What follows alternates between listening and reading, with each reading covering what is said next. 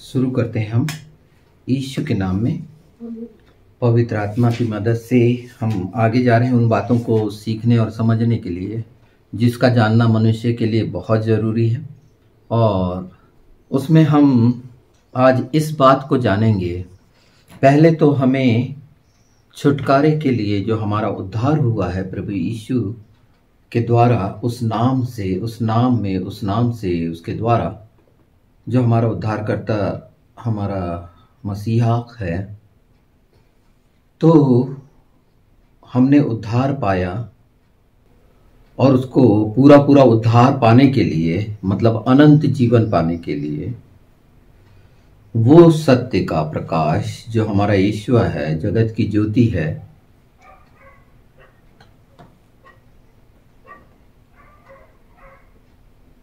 हमें समझाना चाहता है कुछ बातें जो मन के कारण, दुविधा के कारण, शंका के कारण एक मनुष्य भूल जाता है।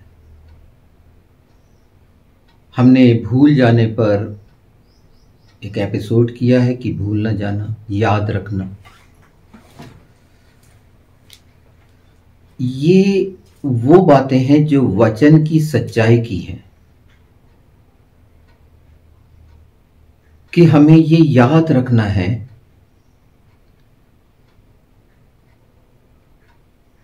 और इसीलिए याद रखना है कि हम अधिकारी हों, वारिस हों।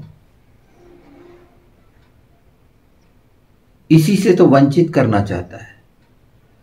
दुष्ट ने वंचित किया था आदम को इसी अधिकार से जो उत्पत्ति में पहले ही बता दिया गया था कि सारी सृष्टि पर अधिकार दिया था परमेश्वर पिता ने।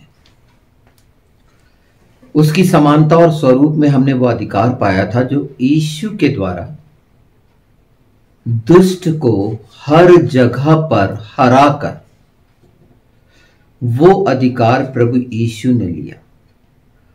प्रकृति की हर चीज पर पवित्र शास्त्र साबित करता है प्रभु यीशु ने कमांड किया दुष्ट को हर जगह, और उसका सिर कुचल दिया।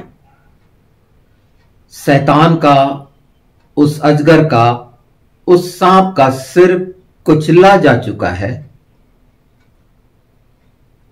जब तक हम इस हिस्से को पूरी सच्चाई से मन, प्राण, आत्मा और अपनी बुद्धि में स्वीकार नहीं करेंगे, और इसे स्वीकार नहीं करने के कारण हमारे आने जाने में, हमारे काम धंधे में, पढ़ने लिखने में, व्यापार में, नौकरी में, स्वास्थ्य में समस्या आती हैं। इस बात के कारण कि हम उस अधिकार को नहीं समझ रहे हैं जहां पर वो लहू हमारे तमाम द्वारों पर लगा दिया गया है। हमारे ओंठ, हमारी आंख, हमारे कान, हमारा हृदय, हमारे तमाम ऑर्गन्स में, तमाम अस्तित्व में, हाड़ मांस गूदे गूदे में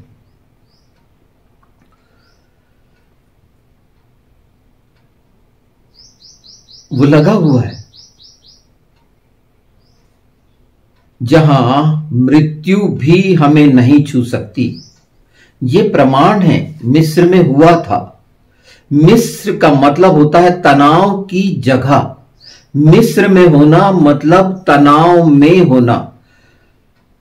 मनुष्य अगर तनाव में है, किसी दुविधा के कारण, शंका के कारण, तो वो मिस्र में है, अंधेरे में है। उसे प्रकाश में आना ही है। और ये अधिकार जो प्रभु यीशु ने उसको स्वीकार करने वालों के द्वारा हासिल हुआ, ये कर्मों के कारण नहीं हुआ, हमारी मेहनत के कारण नहीं हुआ, उसकी कृपा के कारण हुआ। उसकी करुणा सदा की है। और इसी बात को मनुष्य सुनता तो है, समझना नहीं चाहता। और इसको अगर हम अपने हृदय में रख लें, मैं अधिकार के बारे में, पहले अधिकार के बारे में, पुत्र पुत्री संतान होने का अधिकार, जात और धर्म से कहीं ऊपर परमेश्वर की संतान। जात और धर्म तो मनुष्य को रीति रिवाजों की जंजीर में जकड़ते हैं और विवश करते हैं आस्था के लिए और प्रयास करते हैं आस्था के लिए। पर यहां पर जो बनाने वाला है वो हमारे साथ है, वो हमको ले चलता है। मैंने एक जगह बोला था कि बाप की उंगली पकड़ के बच्चा कैसे आराम से निश्चिंत होकर चलता है, उसके लिए कुछ भी नहीं। वो बाप जिस रास्ते पर ले जा रहा होता है वो उसमें जा रहा होता है, वो नहीं पूछता कि हम कहां जा रहे हैं। पवित्र शास्त्र वो मार्ग है, यीशु वो मार्ग है, वचन वो मार्ग है अधिकार का, शैतान को लज्जित करने का, उससे घृणा करने का। वो गिराया गया, वहां से वो गिरा दिया गया जहां हमारी जगह है। हमारी जगह परमेश्वर ने निश्चित की, हमारी जगह स्वर्ग में अपने पास। जब वो वंचित हुआ लूसीफर जो इब्लिस कहलाता है, तो परमेश्वर ने हमारे लिए वो जगह निश्चित की कि हम वहां पर हों। और आदम ने वो अधिकार खोकर जो वंचित हुआ, प्रभु यीशु ने हमें यथा स्थिति में ज्यों का त्यों कर दिया। और इसीलिए पूरी बाइबल का सार अनंत जीवन, स्वर्ग में जाना, जहां हमारा प्रभु जहां से आया और वहीं चले गया और वहां से फिर लेने आएगा, ये वचन की सच्चाई है।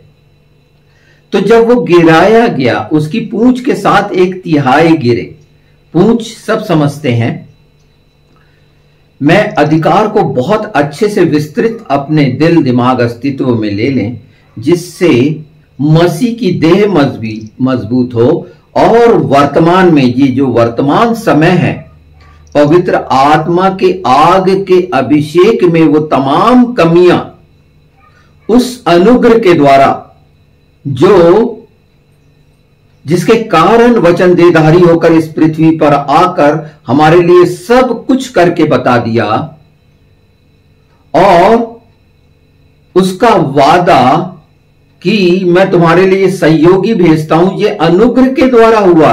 अनुग्रह के द्वारा हम पवित्र आत्मा पाते हैं, उसकी सामर्थ, उसकी आग का अभिषेक में हम रहते हैं उस अनुग्रह के द्वारा, क्योंकि हम प्रभु यीशु की धार्मिकता में आकर धर्मी हो गए हैं। अब हम में पाप नहीं, अब हम में मृत्यु नहीं। पाप मतलब मृत्यु, वो डिस्टेंस, वो दूरी खत्म हो गई। रिलेशन में हम नजदीक हो गए, और अधिकार की समझ नहीं रहने के कारण ही रिलेशन दूर के होते हैं। एक व्यक्ति का जब अधिकार होता है तो वो अधिकार से, अपने दोस्त से, अपने भाई से, अपने माँ बाप से बिना कुछ औपचारिकता करे हुए मांग लेता है। कोई फॉर्मेलिटीज की जरूरत नहीं पड़ती। सबके साथ ये घटना है, ये सामान्य है। तो उस अधिकार को याद में रखकर कि वो हमें मिल चुका है, हमने उसको ग्रहण नहीं किया है, इसलिए हम स्वर्गीय स्थानों में रहने से भी वंचित हो रहे हैं,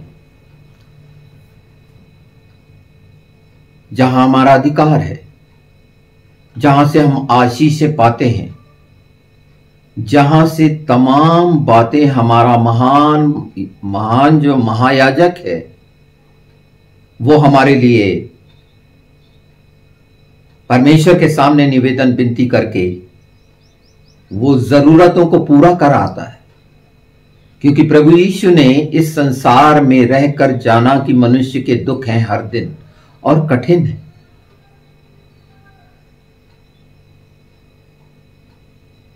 तो एक पूरा सिलसिला बन गया। ये कठिन नहीं है, हमने कठिन बना दिया अपनी अभिलाषा को जन्म देकर, लालसा को पाप में गिरकर लगातार, और दुष्ट यही तो चाहता है। वो तो पाप द्वार में खड़ा रहता है, दुष्ट द्वार में खड़ा रहता है। जब तक हम अनुमति नहीं देते किसी को आने की, वो कैसे आ सकता है? हम अनुमति दे देते, अपनी लालसा के कारण बहक जाते हैं। अधिकार मालूम नहीं होने के कारण सारी सृष्टि का रचयिता, जिसके प्रभु यीशु, जिसके हाथ में कुंजियां हैं स्वर्ग और नरक की, बल, शक्ति, बुद्धि, सामर्थ, ऐश्वर्य, वैभव, सारे ज्ञान सब उसके खजाने में हैं, उससे मांग सकते हैं। भजन संहिता में लिखा है, उससे बुद्धि मांगो, वो बिना उलाहना दिए बहुतायत में देता है, उससे कहीं ज्यादा देता है। अधिकार, एक संतान समझना, ये जात धर्म से हटे, उसकी संतान बने, और संतान बनने के लिए स्वयं परमेश्वर आकर इन बातों को पूरा किया कि हम परमेश्वर के साथ मेल मिलाप करके जहां वो है वहां हम भी रहें, ये उसकी इच्छा है। और उसके लिए कोई समय नहीं, इसी समय, इसी वक्त उसके साथ हो सकते हैं। हर क्षण, हर पल उसके साथ हो सकते हैं। पवित्र आत्मा की मदद हमें मिली है, जो हमें निरंतर निरंतर अपने आग में हमें और भी चमकाती है, निखारती है। और साफ साफ यहां वो बात नहीं है कि एक व्यक्ति दर्पण देखकर जब चला जाता है, आईने के सामने खड़ा होता है, अपने आप को पूरा देखता है और वहां से जाता है तो भूल जाता है। ऐसा नहीं है। यहां पर हमारे ब्रेन का, मेमोरी सेक्शन का कोई लेना देना नहीं है। वो याद दिलाएगा, उसका वादा है। तो जब हम अधिकार को समझ रहे हैं, इस अधिकार को जान रहे हैं, इसे पहचान रहे हैं हम, तो क्यों ना हम और आगे बढ़कर उस बात को भी, उस वादे को भी समझ लें जो पवित्र शास्त्र में कहा गया है। यशायाह 4 में इसका उल्लेख है, जकरिया 3 में इसका उल्लेख है, और यशायाह 7 में भी है। आप नोट कर लें इनको तो ज्यादा अच्छा है। जकरिया 3 उसका 2, यशायाह 4 उसका 4, यशायाह 7 उसका 4, जकरिया आपने नोट कर लिया है, आमोस 4 उसका 11।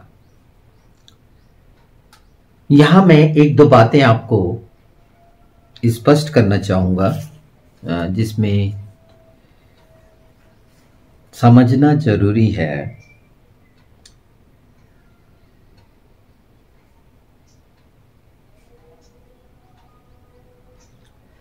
ये अधिकार के बारे में चैतन्य रहें, ये कभी छीना नहीं जाएगा उसका वादा।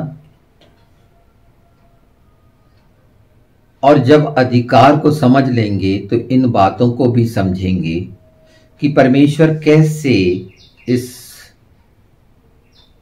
हिस्से को हमारे मजबूत करने के लिए उसके उपाय भी, जब कहा जाता है यहोवा ईरे, तो उसका मतलब है उपाय जो किया जाता है, किया गया है, उपाय करने वाला परमेश्वर। पहली बार ये चट्टान से पानी मिलने के लिए उपाय किया गया, और सोता सब जानते हैं कि हमारे जीवन का जल प्रभु यीशु है। तो 4 का 4 बहुत महत्वपूर्ण है यशाया में, वो मैं पढ़ देता हूं।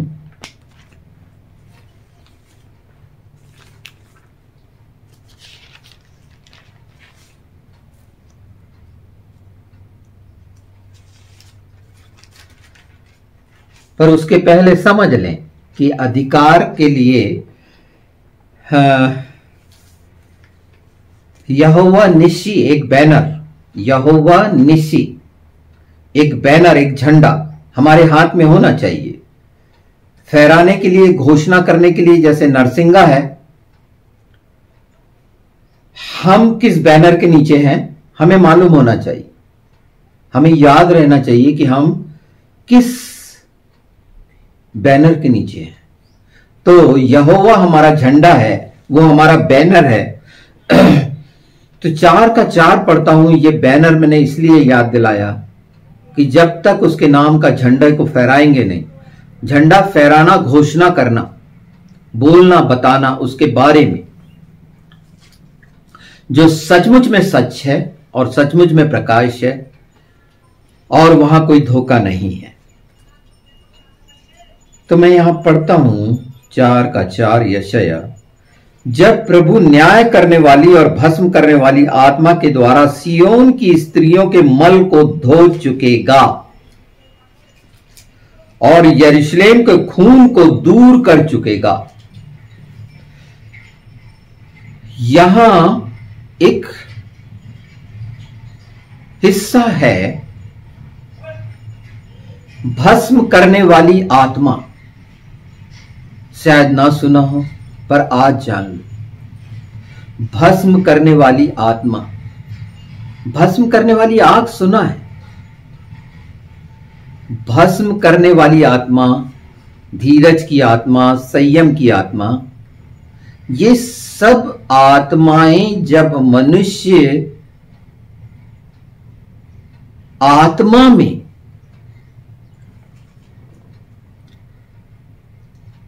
चाहता है कि उसका जीवन आत्मिक हो, शरीर से अलग हो, तो आत्मा काम करता है। और उसके लिए बार बार लोगों ने इस्तेमाल किया है, प्रभु के जनों ने, न बल से न शक्ति से, मेरी आत्मा के द्वारा होगा। तो तमाम इस सृष्टि पर कार्य आत्मा के द्वारा है, पवित्र आत्मा के द्वारा है, यीशु के नाम में है। परमेश्वर आत्मा है।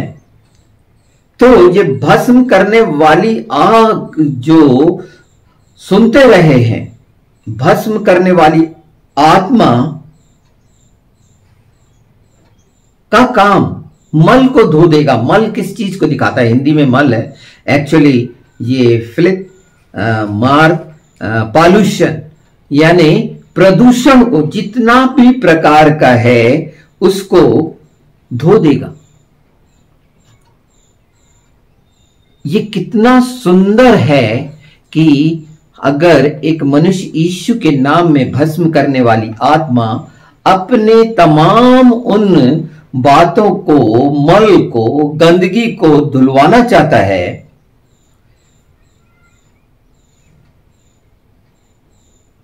तो हिब्रू में ये शो कहा गया तिशात से। आपको एक खास बात बता दूं, तिशात जिसे शाद सादिक बोलते हैं, ये लेटर, पहला लेटर है। जैसे शदीक का पहला लेटर, ये शाद, तिशात, ये शाखा के लिए भी इस्तेमाल हुआ है, सिलो के लिए भी,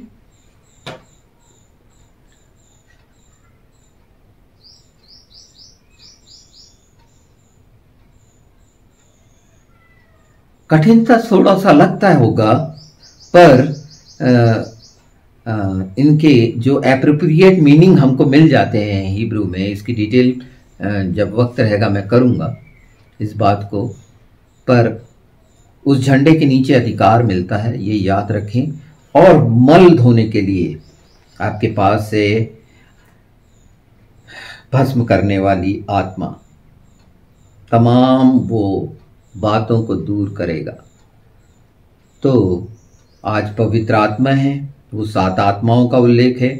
जब प्रभु न्याय करने वाली और भस्म करने वाली आत्मा के द्वारा न्याय करने वाली यरूशलेम के खून को दूर करेगा, तब यहोवा सिय्योन पर्वत के एक एक घर के ऊपर और उसके सभा स्थानों के ऊपर दिन को तो धुएं का बादल और रात को धधकती आग का प्रकाश सिरजेगा। इस बात से आपको याद आया, और समस्त वैभव के ऊपर एक मंडप छाया करेगा। ये वह दिन को धूप से बचाने के लिए छाया और आंधी पानी और झड़ी में एक शरण और आड़ होगा। आमीन। जैसे सारे इजरायलियों के साथ दिन में वो बादल का खंबा बनकर, रात में आग का खंबा बनकर मार्गदर्शन, इसी तरह यीशु हमारा खंबा। बाइबल में खंबे की बात आई है, स्त्रियों का खंबा बनाना, सतून बनाने का उल्लेख आया है। मतलब दुल्हन को, आत्मा को, जो हम उसकी दुल्हन हैं। ये जब पढ़ेंगे आपको याद आएगा खंबे के बारे में। आपको याद आएगा वो हनोक का खंबा जो मिस्र में पिरामिड कहलाता है, आग का खंबा, वो हनोक का खंबा है, जहां से सारी चीजें, वो तनाव की जगह से, जहां हमारा प्रभु यीशु भी गया था, उस तनाव की जगह में। मैं बहुत सारा इसमें नहीं ले जाने के पक्ष में हूं, पर इस हिस्से को समझ लेते हैं और यहाँ पर एक बात को और बढ़ा लेते हैं। ये सुरक्षा के लिए है, साफ होने के लिए है। इसमें जीवन पत्र का नाम आया है। यशायाह का सबसे छोटा अध्याय है, 4। इस पर ध्यान देना। और अगले ही अध्याय में अगर हम 5 में जाएं तो क्यों दाख की बारी में निकम्मी दाख होती हैं, इसका भी इसमें है। पर उसके लिए मैं जकरिया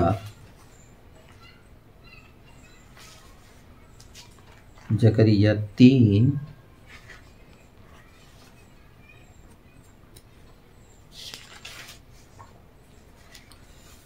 उसका 2